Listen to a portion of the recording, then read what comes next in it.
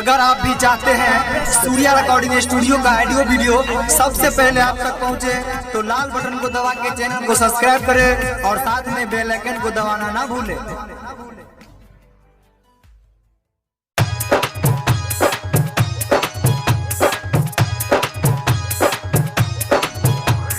भैर के माथे से नुराबागे, भैर के माथे से नुराबागे, जय भी अपना ससुरबागे, जय भी अपना ससुरबागे।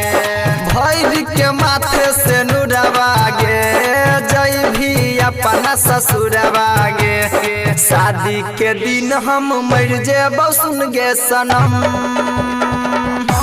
तू कफन ओढ़ा जई है, तू कफन ओढ़ा जई है, ओढ़ा जई है। शादी के दिन हम मर जेबौ सुन गे सनम, तू कफन ओढ़ा जई है, तू कफन ओढ़ा जई है। अखन अहाँ सब सुनि रहल छी सूर्या रिकॉर्डिंग स्टूडियो भगवतीपुर से। DJ Sumit Satish रैमा, DJ Sumit Satish रैमा, Sumit Satish रैमा।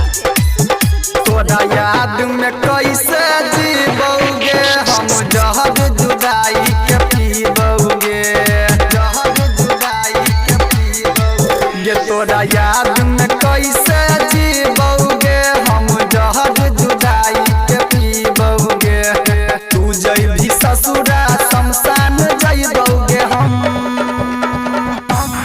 कफन ओढ़ा जई है, गेयगिया लगा जई है। अखन अहाँ सब सुनि रहल छी सूर्या रिकॉर्डिंग स्टूडियो भगवतीपुर से। DJ Sumit Satish रैमा, DJ Sumit Satish रैमा, Sumit Satish रैमा।